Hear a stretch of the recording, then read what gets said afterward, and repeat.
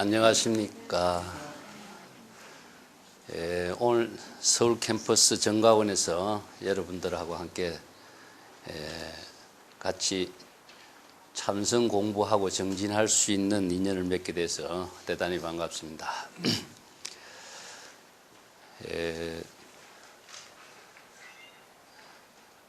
선불교에 대해서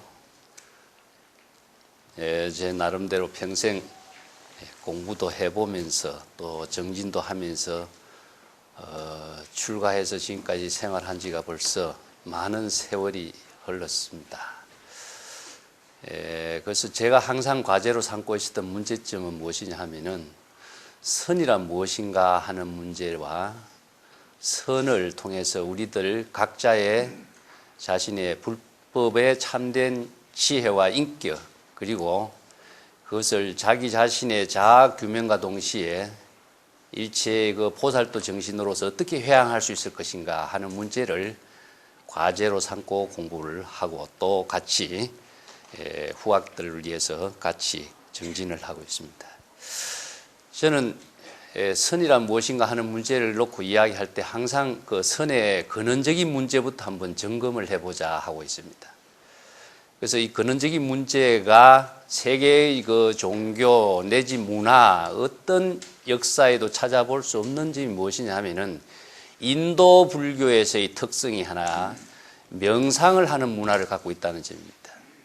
세계 어느 종교에도 없죠. 그래서 명상 문화의 그 기원이 인도에 있었던 이유가 무엇이냐 하는 그 문제를 통해서 내 나름대로 풍토적인 입장에서 접근을 하고 있습니다. 단순히 과거의 인도의 선의 기원의 문제를 갖고 오늘날 우리가 선의 실천의 문제를 갖고 어떤 연관성이 있을까 이렇게 생각하겠지만은 저는 그 연관성이 5,000년의 역사를 가지고 있다라고 하는 명상 요가의 문화가 오늘날 우리가 지금 조사선의 최첨단의 선수행을 하는 문화와 조금도 다르지 않다. 그 근원적인 뿌리의 근거를 항상 그 풍토에서 저는 보고 있습니다. 이것을 비교 종교적인 차원에서 제가 풍토론적인 입장을 갖고 접근하는 이유는 사막의 종교에서 이러한 명상의 문화가 없었던 그 점을 하나 들 수가 있고, 이것은 사막의 종교의 주역자였던 백색민족 아리아인들이 인도를 침공하면서부터 똑같은 아리아인들이 왜 농경 사회의 문화 풍토 속에서 이러한 명상의 문화를 발전시켰느냐 하는 점입니다. 똑같은 코카서스 출신의 백색 민족이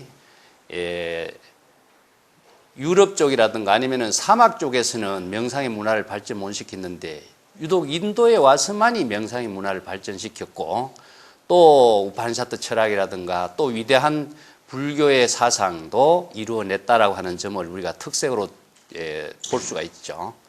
이런 점들은 동일 민족임에도 불구하고 지역 환경, 생활 풍토에 따라서 이 사람들의 생활 문화와 종교 문화가 달라졌다는 점이죠. 여기에서 선의 그 특성과 풍토성을 토대로 두고 저는 사막의 종교의 풍토와 숲의 종교의 풍토를 나누어서 종교의 본질적인 입장에서 접근해 보고자 합니다.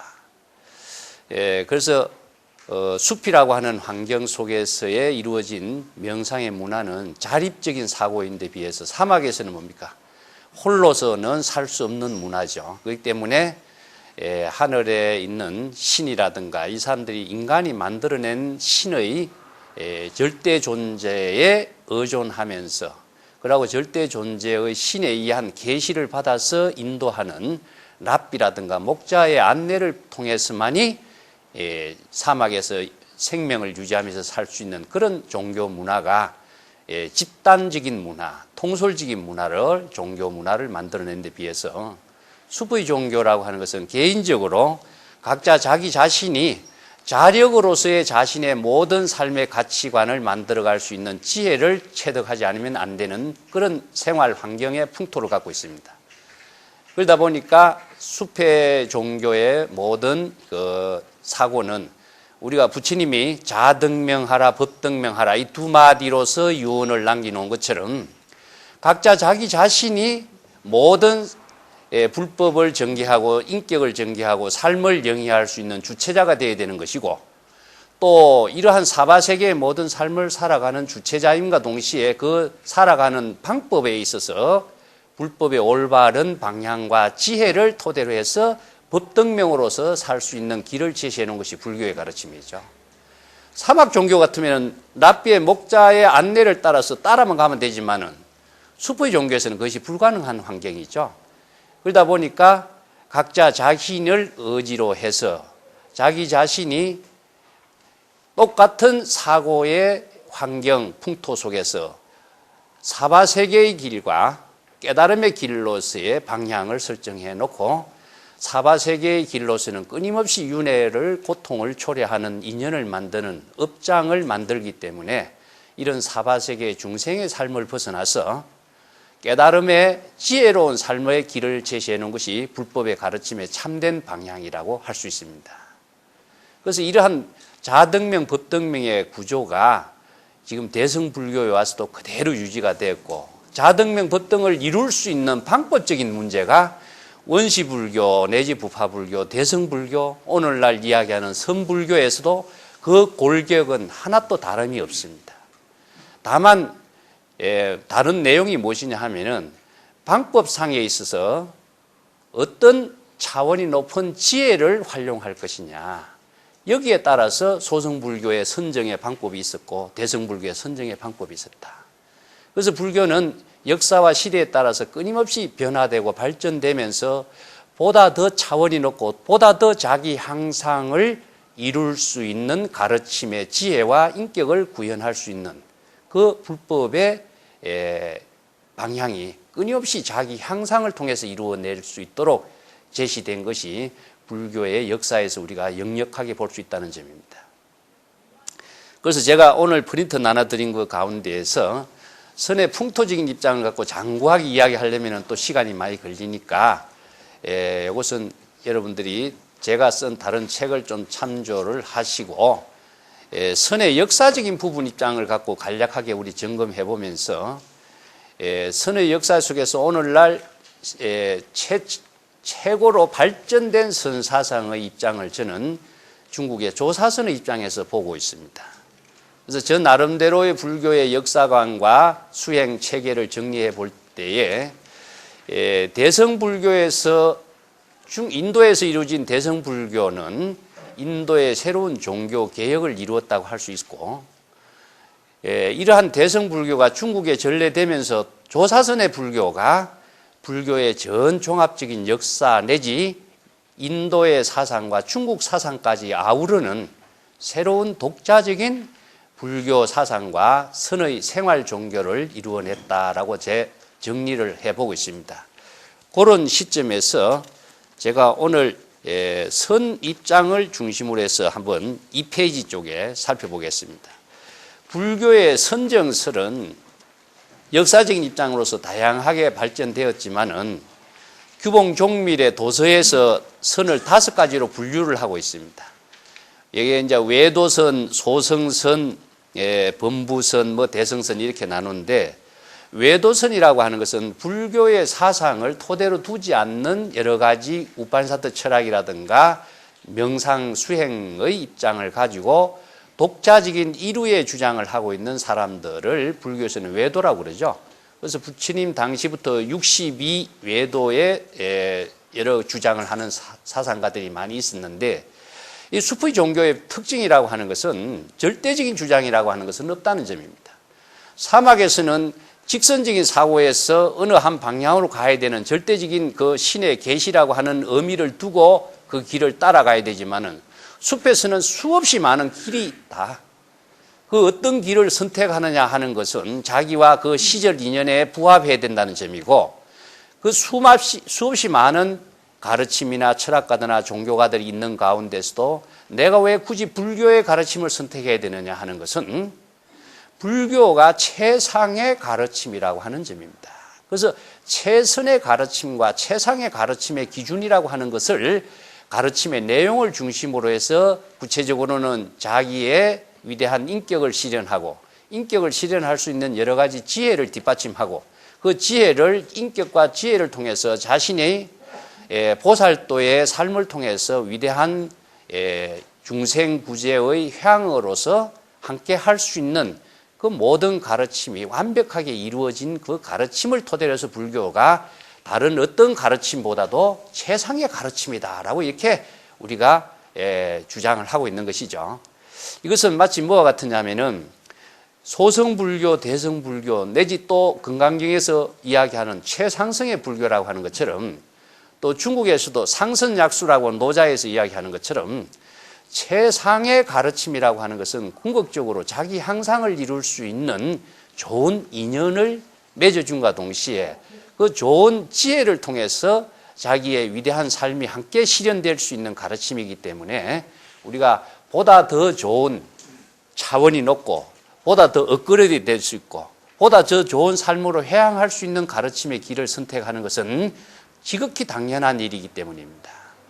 그래서 외도의 가르침이라고 하는 것은 왜 불교에서 외도라고 하냐면은 불교에서 자연 외도와 선리 외도 두 가지를 크게 나누고 있습니다. 선리 외도라고 하는 것은 영혼의 실초를 주장하고 있는 우판사트 철학적인 입장이죠. 그래서 불교의 인도 불교 사상에서 붓다의 위대한 사상적인 출발점은 자아의 존재의 영혼의 실체를 인정하지 않는다는 거기에 특징을 두고 있는 것이 불교의 모화설이라는 점입니다.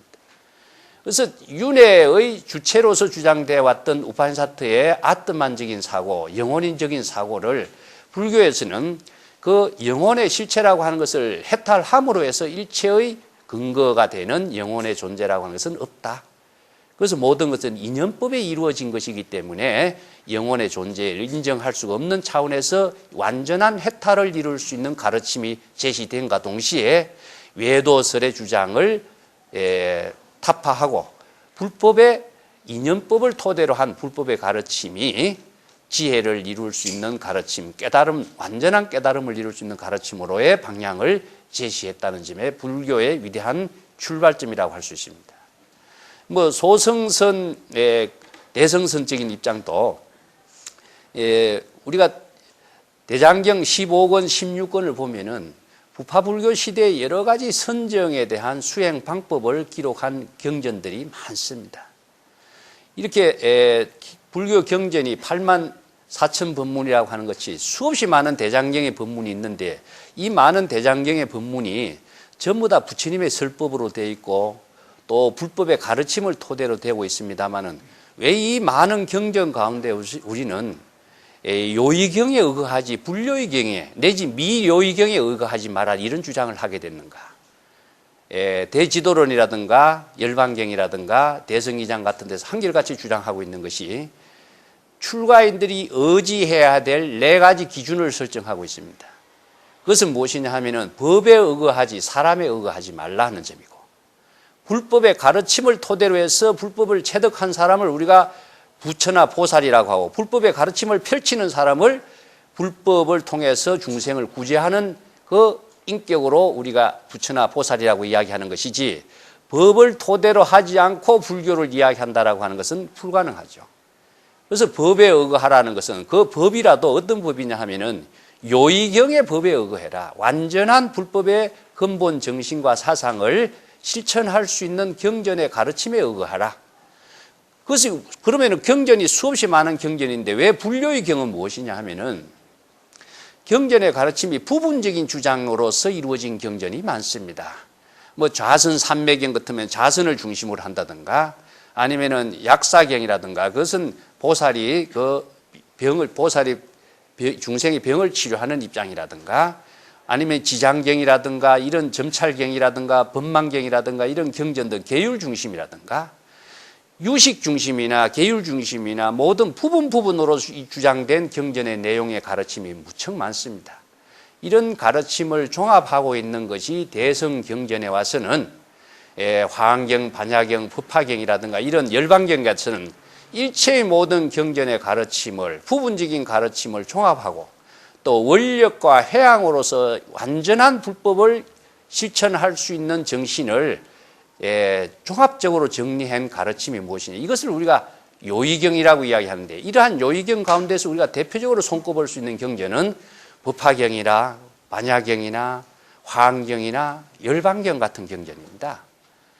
이 요의경을 실천을 따르지 않고 요의경의 가르침의 법을 체득하지 못한다면은 원력을 통해서 보살도의 해양의 삶을 실현할 수 있는 대승불교의 이상으로 이야기하는 상부보리 하와 중생이라든가 아니면은 자등명 법등명이라고 하든가 이런 불교의 위대한 가르침의 사상 체계를 완전하게 실천할 수 있는 그 가르침을 체득할 수가 없고 펼칠 수가 없기 때문에 요의경에 의거하라라고 이렇게 설하신 것이죠.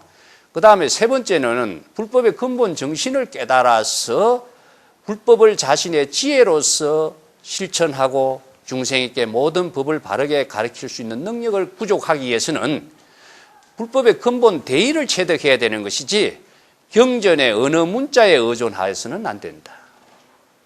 경전의 어느 문자라고 하는 것은 많은 사람들이 방편으로 제시해 놓은 하나의 수단으로 제시된 말이지 어느 문자 그 자체는 진실이 아니라고 하는 사실을 불교에서 누누이 강조하고 있습니다. 이러한 사실을 모르고 경전의 어느 문자만 가지고 우리가 불교를 아무리 이야기한들 자신이 어느 문자라고 하는 그 집착의 대상, 방편의 대상이라고 하는데 얽매여져서 자기 자신이 그것을 지혜로 쓸 수 있는 능력은 없게 되게 되어 있습니다. 즉 법을 쓸 수 있는 능력이 부족되지 못한다는 점이죠. 항상 어느 문자에 대한 의식 분별을 하다 보면은 그걸 쓸 수가 없죠. 그렇기 때문에 지혜가 없죠. 그래서 불교에서는 지혜에 의거하지 지식에 의지하지 마라. 이게 다른 종교 철학에서는 제시할 수 없는 불교의 특성이 지혜라고 하는 점과 지식이라고 하는 점을 나누고 있습니다.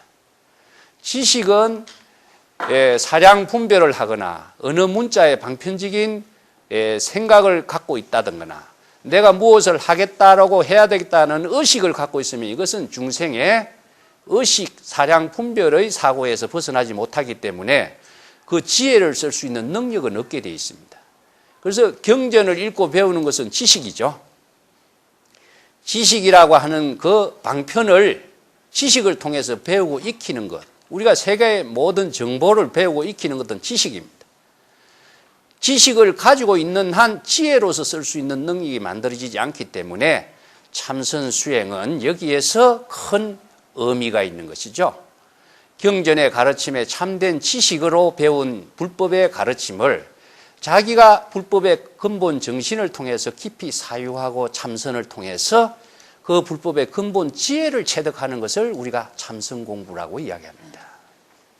그래서 참선 공부를 하는 방법이 모든 경전의 가르침이 모두 다 대승불교의 반야의 지혜를 체득하는 것이 다 참선 공부예요. 그것이 특별하게 선언에 앉아서 공부하는 방법도 있겠지만은 우리가 경전을 읽고 어록을 읽는 것 자체가 모두 다 참선 공부에 실참을 하는 방법이라고 할 수 있는데 방법상에서의 구체적인 의미는 어느 문자의 가르침을, 지식을 자기가 깊이 사유해서 자신의 지혜로 체득할 수 있는 공부를 하는 것이 참선 공부이고 그 지혜를 구체적인 자신이 일상생활 속에서 중생심의 삶을 불심의 지혜로 활용할 수 있는 능력을 구족했을 때 우리가 불심의 지혜로서 자신의 인격적인 삶을 실현할 수가 있고 또 업장을 짓는 중생심을 삶을 초월해서 불보살의 상부보리적인 하와중생의 보살도의 실천으로서 그것을 활용할 수 있는 능력을 스스로 구족할 수가 있는 것이죠. 이러한 불법 수행의 근본 정신을 중국에서는 대성선이라고 이야기해 왔습니다. 그래서 대성선이라고 하는데 가장 대표적인 경전이 중국 불교에서 주목을 받고 있는 경전은 유마경입니다. 그 유마경은 대성의 성경이라고 이야기해요. 대성의 지혜를 체득하는 성경이라고 하는 이유가 유마경에는 유마거사와 부처님의 10대 제자 내지 보살들이 전부 다 유마거사를 친견하면서 불법에 대해서 토론을 하고 있습니다. 그것이 인도 불교의 특징이라든가 중국 불교의 특징에 요새 티베트 불교도 마찬가지입니다만 티베트 불교의 쬐바라고 하는 것이 있습니다. 끊임없이 제자와 스승과의 손뼉을 탁 치면서 이렇게 법거량을 하고 있죠. 법을 중심으로 해서 안목을 점검하고 그 법을 체득해서 자신이 활용할 수 있는 능력을 토론하는 것이죠. 첫째는 안목이 구족되어 있는가 하는 점이고, 그 안목을 자신의 지혜로 활용할 수 있는 능력을 갖추느냐 하는 점입니다. 이것을 끊임없이 자기가 경전을 보고 공부를 하면서 사유하고 참선을 통해서 지식을 지혜로 체득한 능력을 스승이라든가 훌륭한 선지식을 찾아가면서 끊임없이 법문을 도전을 하는 거죠. 법거량이라고 하는 것은 법을 통해 한 대화를 나누어서 자신의 안목이 올바른가 아니면은 잘못된 것을 점검을 하면서 끊임없이 토론을 하는 문화가 이루어진 겁니다. 이렇게 토론을 하고 논의를 하면서 바른 법을 체득할 수 있고 절차 탁마할 수 있는 지혜를 더욱더 훈련을 통해서 심화시켜 나가고 또 양적으로 확대시켜 나갈 수 있는 그 수행을 우리가 많은 토론을 통해서 이루어지는데, 중국에서도 이것이 선문답을 통해서 그렇게 이루어졌습니다. 혼자서 하는 수행이라고 하는 것은 자신이 바른 지혜를 체득하는 깊이 있는 수행은 되지만은 그 자각적인 지혜를 자기 자신의 구체적인 생활 속에서 활용하고 또 중생과 함께 할 수 있는 삶을 실현하기 위해서는 구체성을 띈 생활 속에서 그것을 베풀지 못하면은 쓸모없는 지혜가 되는 것이죠. 그래서 산중에 우리가 수행한다라고 하는 것은 자신의 사상적인 심화를 이루는 수행이라고 한다면은 중생 교화를 통해서 끊임없이 탁마하는 수행은 일체 중생과 화강동진하고 동사습을 통해서 보살행을 함께하는 수행으로서의 자신의 끊임없는 삶을 보살도의 회항으로서 실현할 수 있는 구체적인 깨달음의 생활이라고 이야기할 수가 있습니다.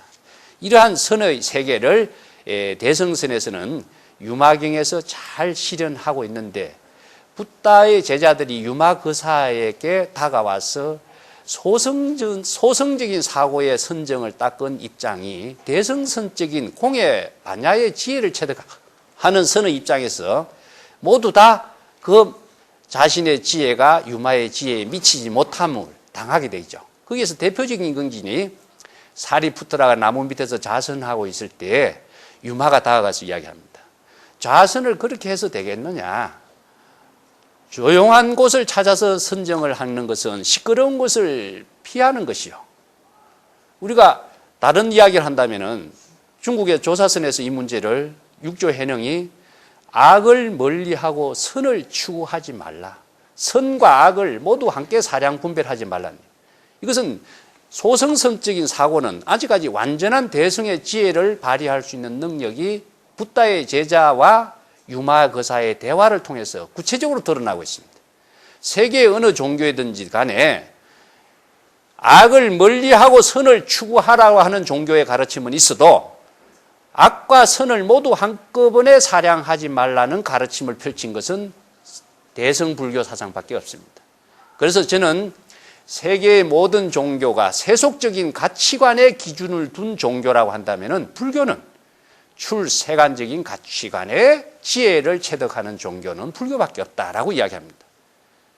이것은 선과 악을 구분하는 것은 구체적으로 아무리 구분해도 그 어느 한 부분이 집착의 대상에 받게 될 수가 없습니다. 그렇기 때문에 이 두 가지의 차별 세계를 완전하게 초월할 수 있는 지혜는 반야의 지혜를 실행하는 대성선밖에는 없기 때문이죠. 그래서 유마거사가 소성선적인 사고의 모든 한계성을 모두 타파하면서 대성선의 반야의 지혜를 체득하는 완전한 깨달음을 이룰 수 있는 선정을 베푸는 그런 가르침이 제시된 것을 통해서 유마경은 대성의 선정이다. 우바리 존자가 계율을 범한 두 비구를 질책하고 나무라면서 끊임없이 참회를 하라고 질타하는 부분도 유마경에 있습니다. 이게 유마가 그 소리, 우바리 존자가 두 계율을 범한 비구를 질타하는 소리를 듣고 우바리에게 질문을 던지. 그렇게 제자들을 가르쳐 가지고는 저 사람이 언제 해탈을 이룰 수가 있겠느냐? 참회를 하고 끊임없이 그 죄의식을 가지고 참회를 한다면은 그 죄의식에 사로잡혀서 언제 해탈하겠느냐? 이게 유마가 죄의 본성이라는 것은 본래 없는 것인데 번뇌 망념으로 죄의식을 만들어 가지고 죄의식에 빠지게 해갖고 언제 해탈하겠느냐 가르치고 있습니다. 본래 제의식의 본성이 없다라고 하는 그 본질을 깨달음으로 해서 일체 제에서 해탈을 함으로 해서 또 다른 새로운 출발점으로서 비구로서 훌륭한 불보살의 길을 걷도록 제시해 줘야 되는데, 제의식에 사로잡혀서 거기서 벗어나지 못하는 참회만을 지킨다면 영원히 해탈할 수 없다.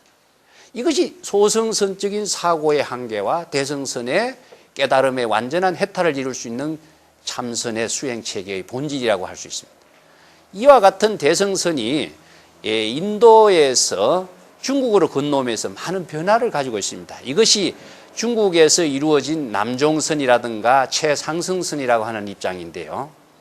남종선에서의 특징은 대승불교의 전 사상적인 부분을 종합함과 동시에 자등명, 법등명의 본질적인 부분을 선정과 지혜라고 하는 두 수행체의 골격을 가지고 대승선의 새로운 중국의 선의 풍토를 만들어줍니다.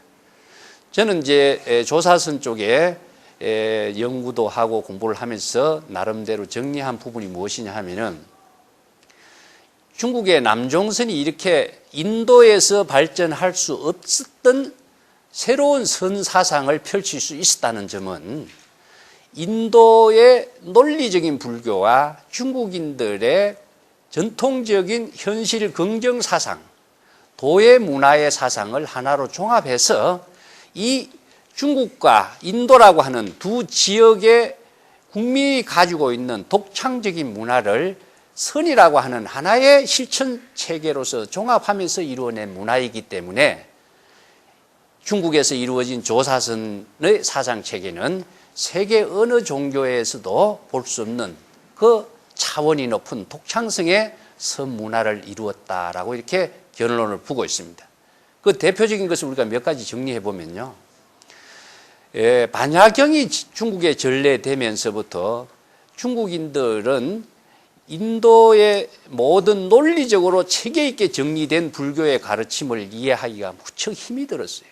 중국인들은 논리가 없는 사람이에요, 한마디로 이야기해서. 한국 사람들도 마찬가지죠. 뭐 논리적으로 이거저거 따지는 거 여러분들 별로 취미가 없죠. 이건 논리가 없는 사고가 논리가 있는 불교의 가르침을 이해하려니까 많은 한계가 부딪혀요. 요즘 여러분들 금강경 어디 공부하는 데 가서 금강경 많이 보시겠습니다만, 금강경 그 경전 이해가 보살은 보살이 아니고 그 이름이 보살이다, 이런 이야기 하니까 도대체 그 무슨 이야기 하는가 좀 어리둥절한 경우가 많이 있죠. 그래서 인도인들은 모든 법의 체계 위에서의 모든 것을 논리적으로 체계 있게 설하고 있습니다.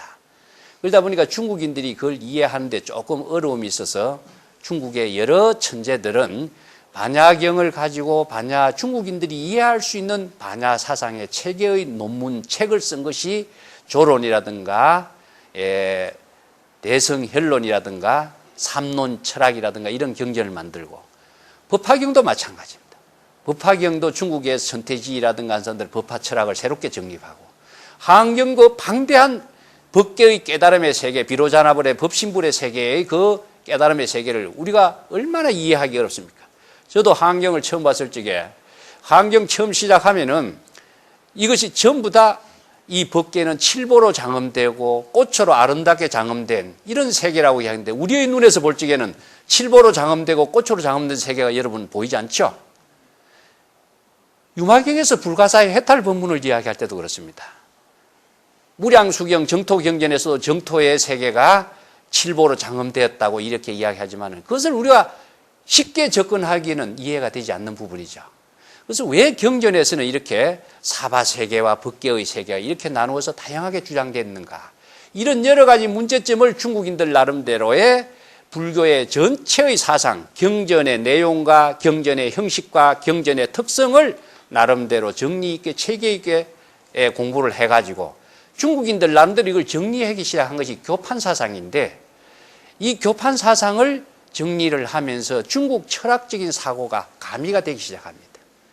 이게 단순한 반야경의 사상보다는 중국 사상이 첨가되고, 단순한 법화경의 사상보다는 중국 사상이 첨가되고, 한경의 사상, 유식 철학의 사상, 불성론의 사상, 이런 모든 주석 서적에는 중국적인 사고가 첨가되면서부터 중국인들이 이해할 수 있는 불교의 사상적인 체계를 재정립해내면서 중국 불교의 종파 철학으로서의 위대한 종교 철학을 이루네요. 인도 불교 철학에서는 더 이상 발전할 수 없는 세계가 중국에 와서 중국인들의 노장자 사상, 유교 사상, 현실 긍정 사상적인 그 사상 체계를 가지고 접목을 하면서 새로운 중국인들의 토양과 풍토에 맞는 생활 종교의 실천 철학의 체계를 재정립시켜 내주고 있습니다. 이것을 종합한 것이 중국의 남종선이에요.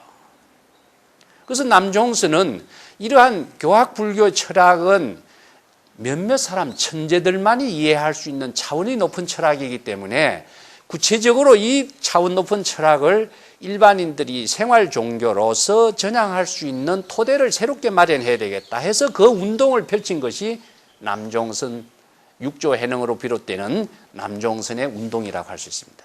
그래서 육조단경이라는 책은 여러 가지 문제의 책이기도 하고 우여곡절도 있습니다만은 이러한 남종선의 사상 체계를 경전의 모든 사상과 중국인들의 사고 체계를 종합해 가지고 중국인 차원에서 새롭게 선의 불교 운동을 펼쳐낼 수 있는 실천 철학을 종합했다라고 할 수 있습니다. 이런 실천 철학을 종합할 수 있는 토대가 된 것이 뭐냐, 대성기실론이라는 책인데, 대성기실론 책은 참 어려운 논서 가운데 중요한 책입니다만은 기실론을 이해하지 않고서는 또 불교 철학의 모든 것을 논리적으로 체계 있게 사상적인 깊이를 이렇게 정립해낼 수가 없는 구조가 되어 있어요. 그래서 기실론이라는 책이 중국의 모든 종파 불교 내지 조사선에서도 기본으로서 제시됐는데, 여기에서 우리가 잘 알고 있는 남종선에서 골격을 맞추어 난 새로운 실천 철학이 무엇이냐 하면은 선정과 지혜가 하나란 이야기 여러분 아시죠? 이 선정과 지혜를 하나로 묶은 책이 대성기실론이라는 책입니다. 그래서 인도에서 전개된 모든 대성불교 경전의 논서들은 대육바라밀의 가르침을 6가지 실천 구조 내지 화엄경에서는 10바라밀이라고 하는 실천 구조를 체계 있게 정리했는데, 그것이 실천 덕목으로서의 의미와 사상적인 체계는 아주 훌륭하지만은 구체적인 실천을 통해서 정립해 보니까 선정과 지혜, 선정 바라밀 또 지혜 바라밀을 구체적으로 나누어서 실천한다라고 하는 것은 불가능하다.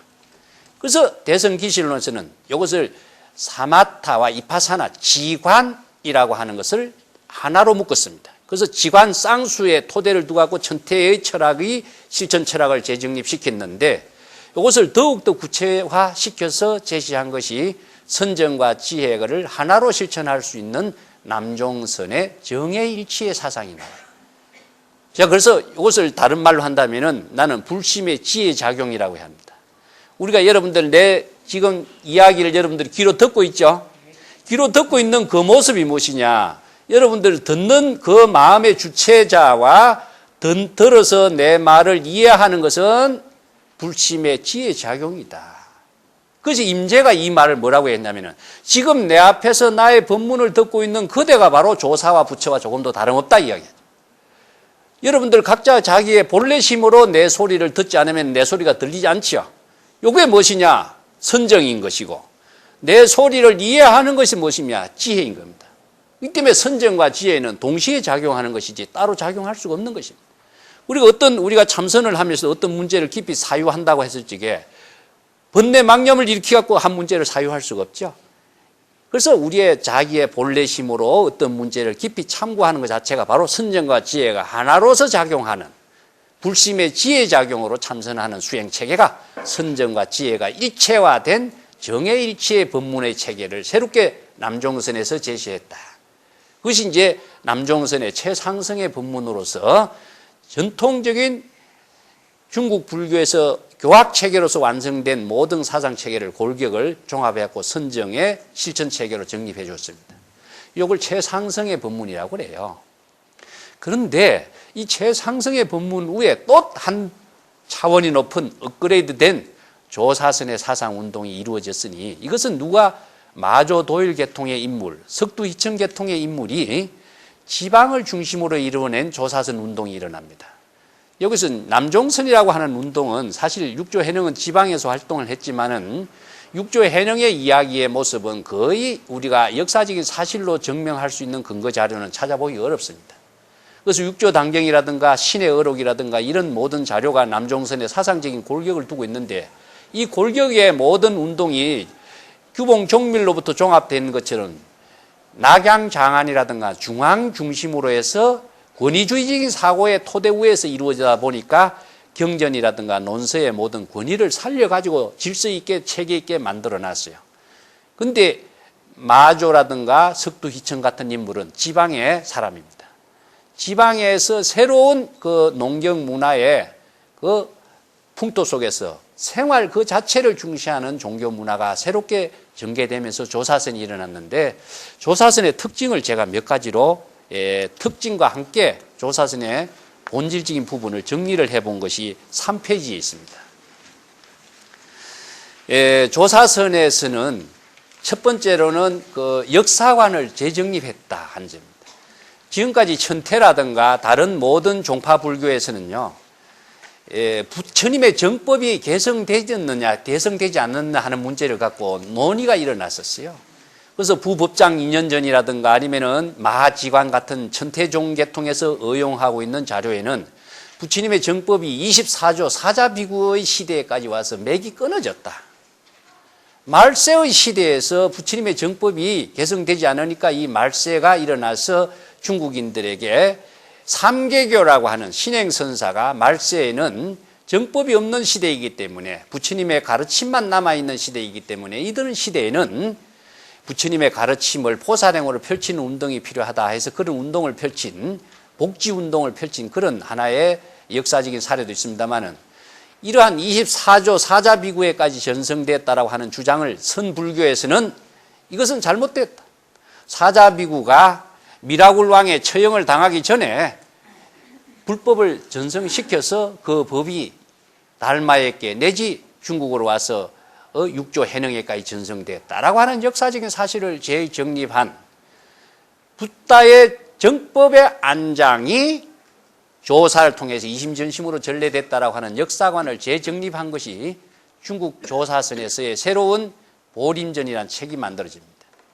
그래서 역사관을 재정립했다라고 하는데, 그 단순한 역사관의 정립이 아니라 붓다가 그럼 전한 법이 무엇이냐? 우리가 자덕명, 법덕명이라고 이야기했지만 자덕명은 우리들 각자가 체득해야 될 부분이고, 각자가 자신이 붓다가 전해준 법을 체득해야만이 되는데, 그 법을 체득했을 때에 정법의 안목이 구족되는 것이고, 원력의 삶을 불보살의 삶으로서 회양할 수 있는 능력을 구족할 수 있는데, 그 법이 과연 무엇이냐?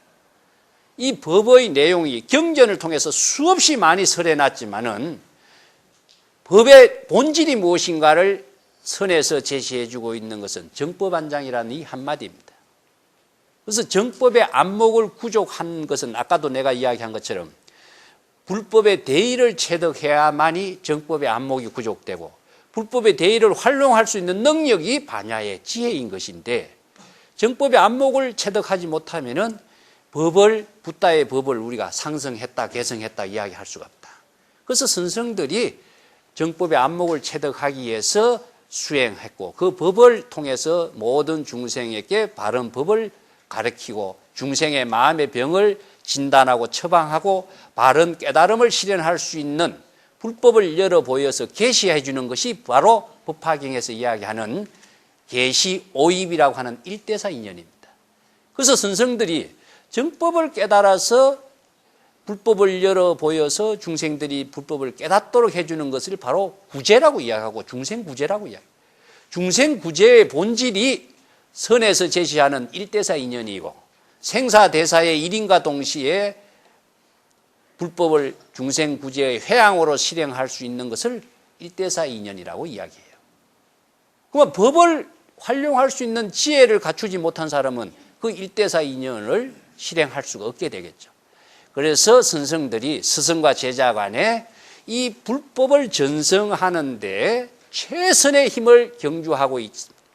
그래서 다른 어떤 종파 철학에서도 선불교의 이러한 스승과 제자의 제자 교육을 통해서 불법을 전성하고 부처님의 해명을 개성하고 정법의 안목을 상승시키는 선수행 교육을 강화하는 운동이 일어나는 그것은 없습니다.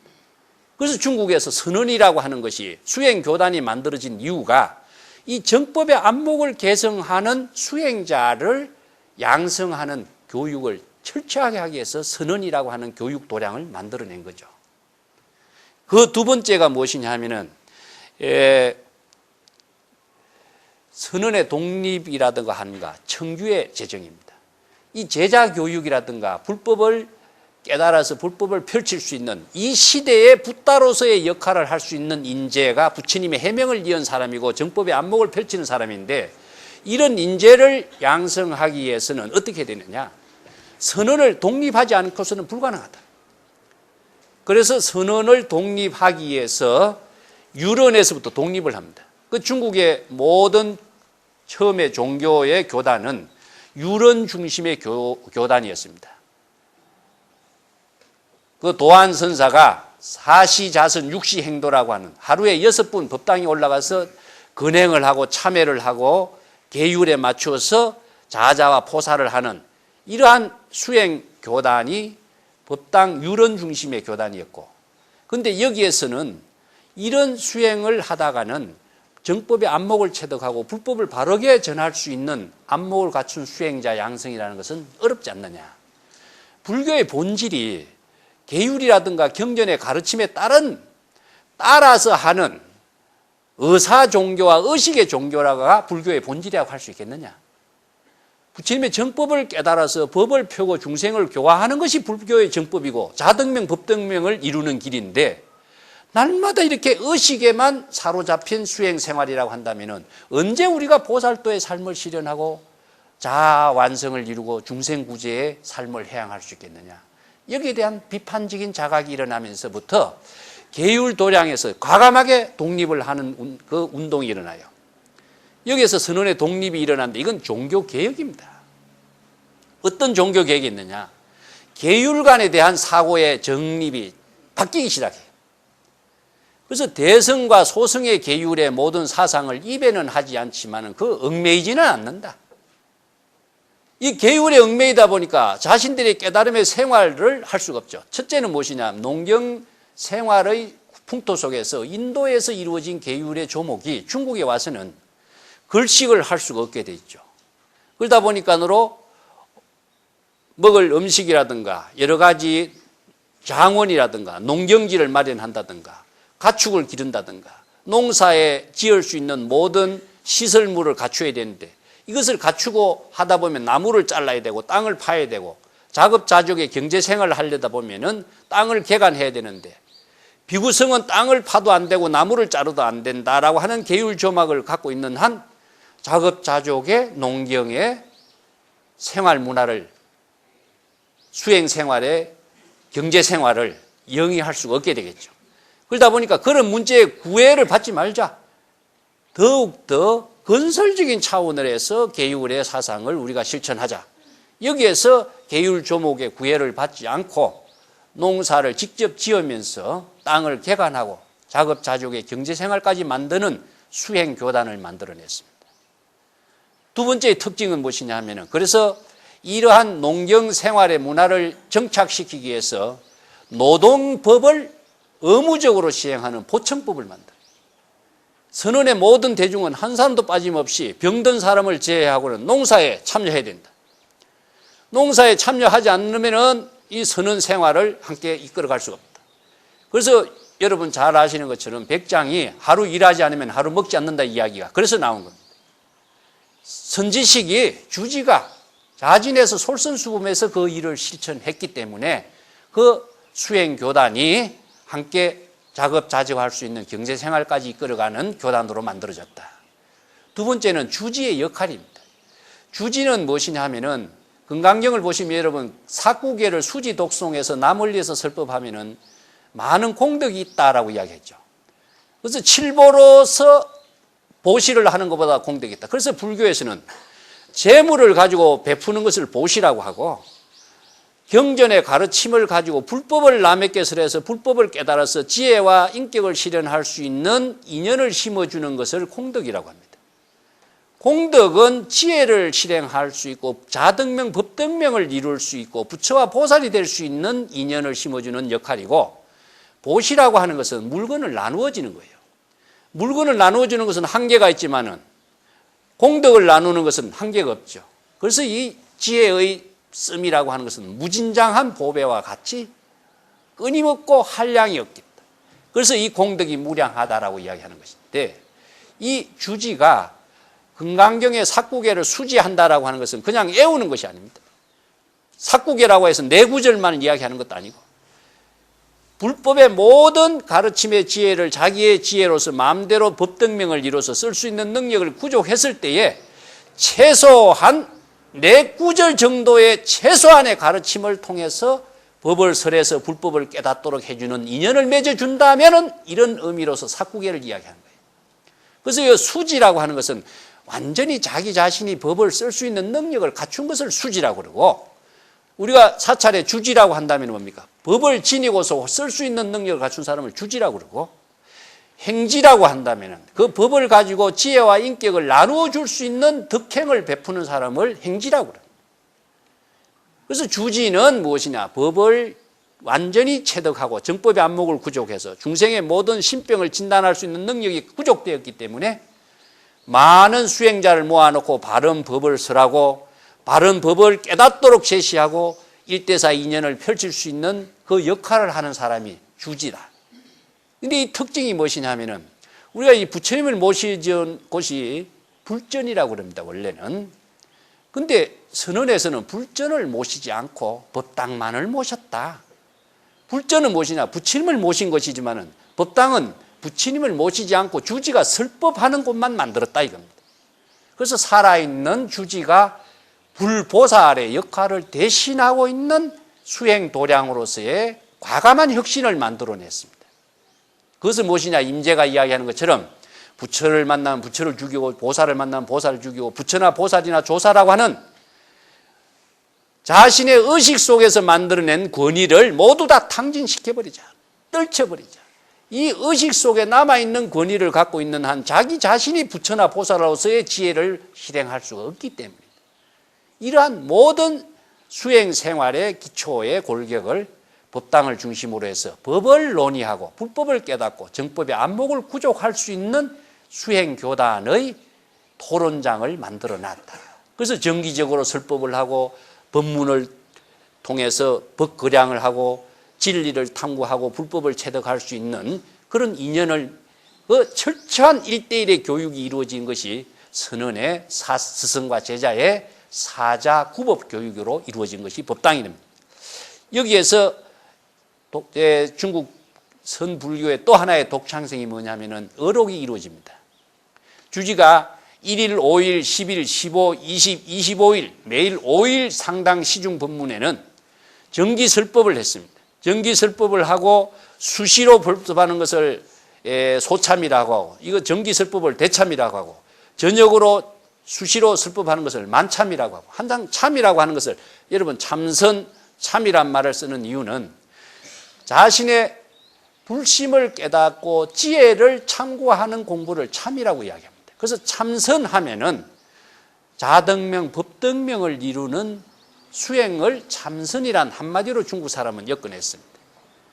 그래서 상당 설법하면서 법문을 하고 그 자리에서 직접 제자들과의 대화를 나누면서 스승의 설법을 기록한 것이 어록이라고 하는 장르가 새롭게 만들어졌습니다. 중국 문학사회나 중국 불교의 역사에나 어록이라고 하는 것은 중국 선성들이 최초로 만들어냈습니다. 이게 선성들의 설법을 기록한 것인데, 어록이라는 것은 어떤 학자가 저수를 자기가 집필한 것이 아니고 제자들이 본대로 들은 대로 하나도 남김없이 스승의 언어나 행동이나 말씀을 그대로 기록한 것을 어록이라고 합니다. 선생이 할을 하거나 고함을 치거나 주장자로 치거나 죽비를 때리거나 이 모든 행동이 하나하나가 다 기록되어 있다. 이 기록되었다라고 하는 것은 그대로 그냥 중생심으로 이런 행동을 했다면 그것은 불법을 행하는 사람이 아니죠.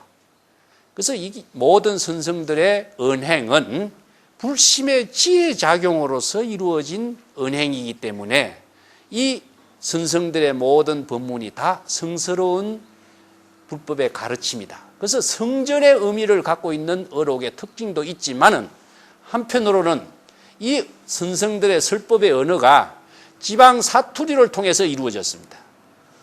그러다 보니까 욕설도 많이 들어가고 비난도 많이 들어가고 똥오줌도 들어가고 죽이고 살리고 하는 말도 들어가고 살인도 할인도도 쓰이고 이런 격심한 언어들이 지방 사투리의 언어로 자연스럽게 쓰다 보니까 후대 사람들은 어록은 천박한 언어의 기록이다 이렇게 비평한 사람도 있었습니다만은 그보다 더 우리가 다른 차원에서 어록을 접근해 보는 것은 선성들의 가식 없고 꾸밈이 없고 조작이 없고 남에게 잘 보이려고 하는 의식의 작용이 전혀 개입되지 않는 본래 불심의 순수한 지혜의 작용으로서 인격으로서 그대로 드러난 살아있는 종교의 설법의 법문은 어록만큼 더 진솔한 것이 없다.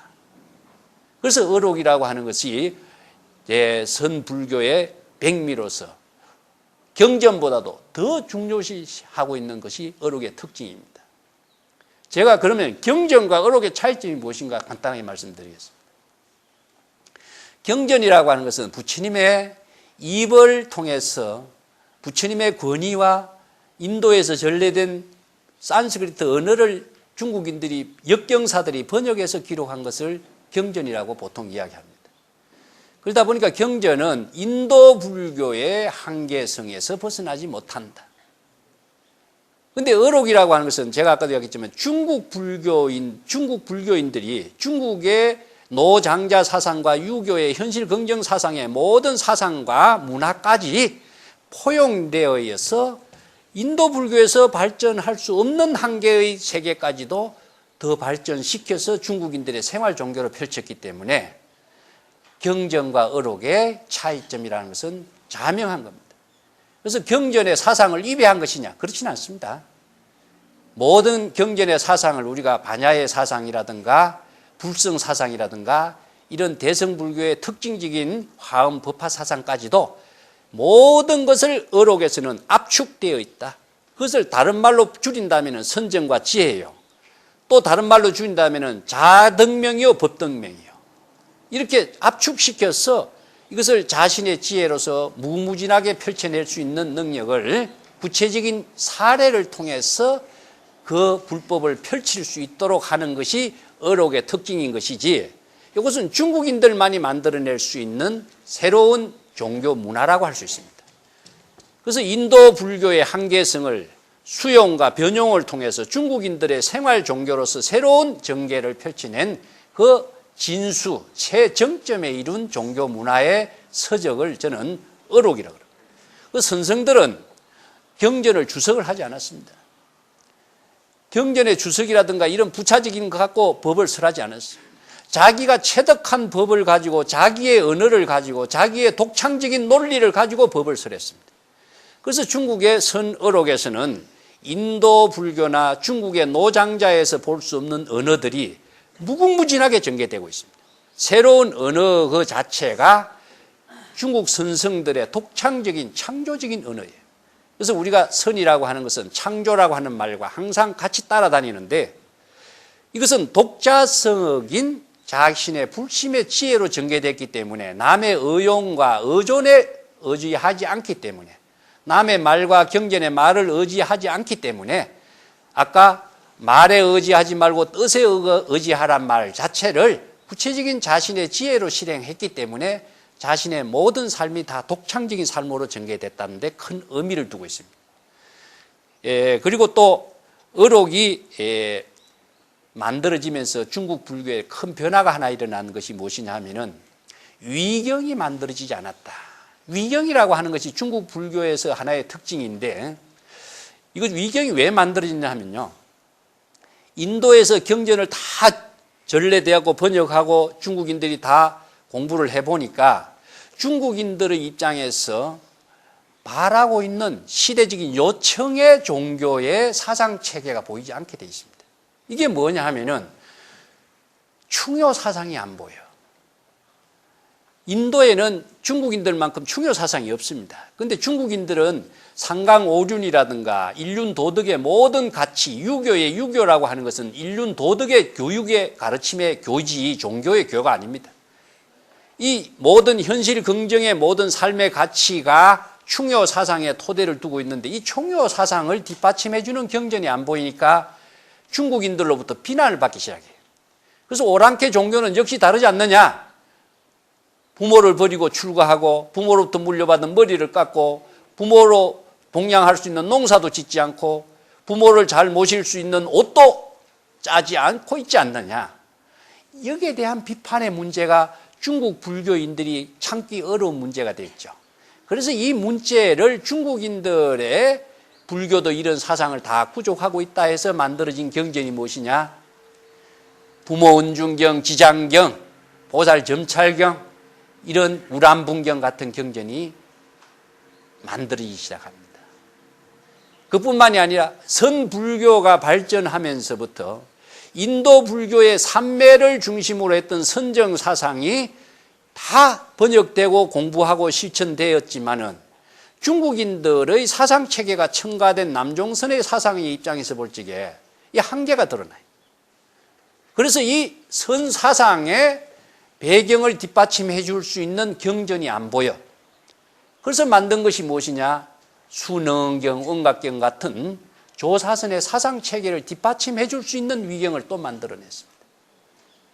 그런데 어록이 만들어지면서부터 수없이 만들어졌던 위경이 일단 중단이 돼. 어록이 만들어짐과 동시에 위경이 만들 필요성이 없어진 거예요. 왜냐?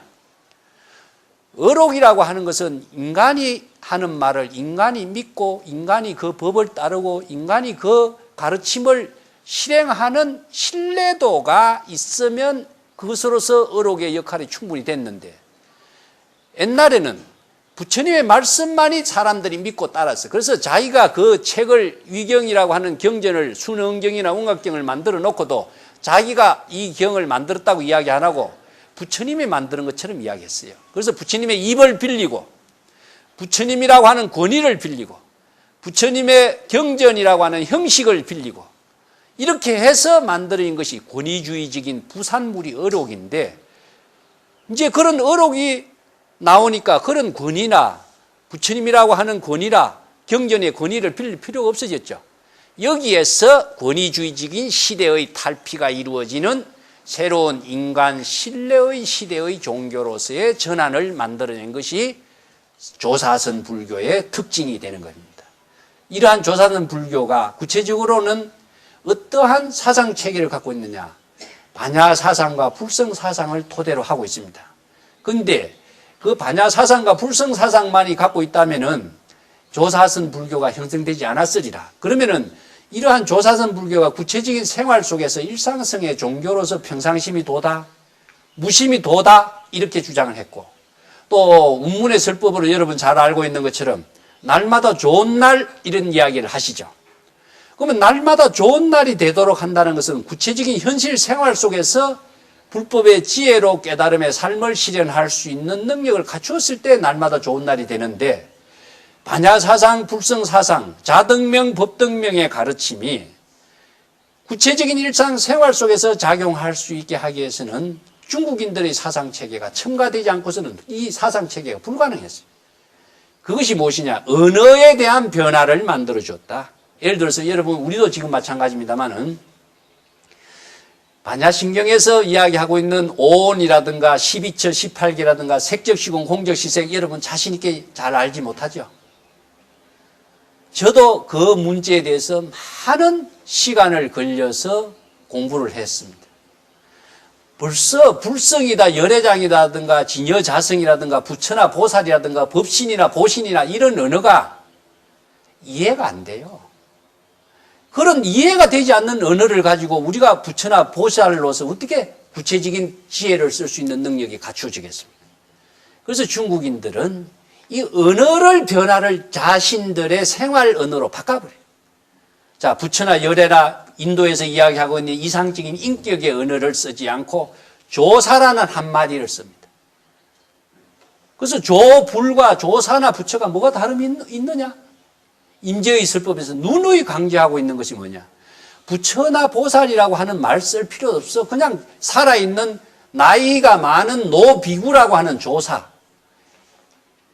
이 한마디가 이것보다도 더 구체적인 말이 뭐냐? 무의진인, 진인이란 말 써버려. 지금 여기서 활동하고 있는 그대가 바로 부처나 조사나 다름이 없다. 지금 이 작용하고 있는 주체가 바로 일체의 깨달음을 실현하는 법신 보살 또 화신 보살 아니냐? 뭐 또 따로 부처나 화신을 구하느냐? 마음 밖에서 도를 구하고 부처를 구하지 마라. 누누이 강조하면서 진인, 지금 여기서 활동하고 있는 사람이 바로 부처라고 하는 그 신뢰를, 확신을 만들어줄 수 있도록 제시해 주었다는 점이고, 두 번째는 열애장이라든가 불성이라든가 이런 어려운 용어를 사용하지 않고 마음, 평상심, 무심 이 한마디로 끝냈습니다. 그래서 여러분들은 불성의 지혜작용이라고 하면 무슨 말인지 모르죠? 자, 무심하게 지금 여기 자신의 일을 편안하게 하락하면 끝나죠. 그런데 사람들은 이것은 범부의 생활이라고 생각하고 불성의 지혜작용이라고 하면 이것은 부처님의 생활이라고 생각해버려. 이것은 중생심이 불법에 참된 대의를 깨닫지 못하고 불법을 자기의 지혜로 활용할 수 있는 능력을 갖추지 못했기 때문에 생기는 병인 것이지, 그 불법을 체득한 사람에게는 그런 차별적인 사고를 낼 필요가 없다. 그대의 본래 평상심이 바로 도로서 실행하도록 하고 무심이 바로 도로서 실행할 수 있도록 해라. 그래서 저는 평상심이라는 말이나 무심이란 말이 중국인들의 전통적으로 쓰는 말입니다. 특히 무심이란 말은 중국인들 노장자에서 많이 쓰는 말인데, 이 무심이란 말에 나는 조사선의 사상의 키워드, 키포인트적인 언어라고 난 생각합니다. 왜 그러냐 하면은요, 불교 사상의 입장에서부터 무심이라고 하는 것은 법의 종교 문화가 반야의 법이라든가 불성사상의 법이라든가 유식사상의 화엄사상 모든 법의 사상 체계가 뒷받침 무심이 돼 있고, 중국인들은 무심이란 말에는 법이라고 하는 사상 체계가 뒷받침되지 않았습니다. 그게 뭐냐면은 중국은 도의 생활 문화의 토대를 갖고 있고, 불교는, 인도의 불교는 법의 종교 문화를 갖고 있습니다. 법의 종교 문화는 논리적인 토대 위에서 이루어진 문화 체계고, 그래서 불법은 관법이라고 하면 수학 공식과 같이 법을 사유하고 법을 깨닫고 체득하는 그 사유 방법이 아주 정확하게 되어 있습니다. 그런데 중국인들은 무심하게 도로서 이야기한다면은, 중국인 도가 무엇인가 이야기하면 굉장히 애매하죠. 도라고 하는 것 자체가 유현, 극하게 검은 상태로서 빛이 보이지 않기 때문에 도가 무엇인가를 파악할 수가 없어요. 이 산중에 있긴 있는데 그 산중에 어디에 있느냐? 혼돈이라고 하는 카오스적인 사고에 마찬가지인데, 도를 중국인들은 어떻게 이해했느냐 하면요, 체험을 통해서만 이해하는 세계라고 이야기했습니다. 그래서 끊임없이 연습하고 훈련하고 숙달을 통해서만 얻어졌다. 그 장자의 그 제나라 황공이 책을 읽고 있는데 술에 만드는 윤편이라고 하는 사람이 그 황제에게 하는 말이, 황제께서 읽고 있는 책이 뭡니까? 하니까 성인의 말씀이네. 그건 성인의 찌꺼기를 지금 읽고 있는 거 아닙니까? 그러니까 이런 일개 술에 만드는 장인이 감히 건방지게 그런 말을 한다 해서, 너는 도대체 무슨 나름대로의 도리를 체득했기에 그런 소리 했느냐? 내가 납득할 수 있는 말을 하지 않으면 당장 죽여버리겠다. 이게 이 윤편이 하는 말이, 저가 수레를 만들 적에 너무 많이 깎으면 헐렁하고 적게 깎으면 들어가지가 않고, 그래서 평생 수레를 깎으면서 항상 아주 알맞게 이 축을 잘 깎아야 축이 잘 맞게 되어서 수레가 잘 굴러갈 수 있는데, 이러한 수레 만드는 비결의 도를 제자에게 전해줄 수 없고 아들에게도 말할 수 없고 설명할 수 없고 책으로 써서도 전해줄 수가 없다. 난 그게 고민이다. 책이라고 하는 것은 궁극적으로 뭐야? 성인이 살다 간 찌꺼기에 불과하지 성인 그 자체도 아니고 도 그 자체도 아니지 않느냐. 이런 이야기를. 그래서 장자에는 고추가 매미 잡는 이야기라든가 백정이 칼을 놀리는 이야기라든가 이것은 신통의 경지에 작용하고 있는 모습을 도의 경지라고 이야기해요. 이 도의 경지에 자신의 할 일을 무심의 경지에서 도의 경지에서 실행하고 있는 것이 중국인들이 추구하고 있는 이상적인 도의 생활인 겁니다.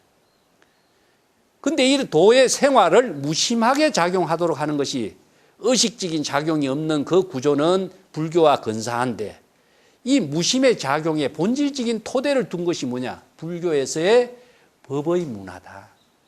그래서 반야의 지혜, 자등명, 법등명을 이룰 수 있는 법의 문화 체계를 완전히 깨달아서 무심의 경지에서 지금여기 자신의 일을 깨달음의 생활로 전개하는 그것을 중국 조사선에서는 무심이 도라고 하는 생활의 새로운 종교 가치를 제시했다라고 저는 보고 있습니다.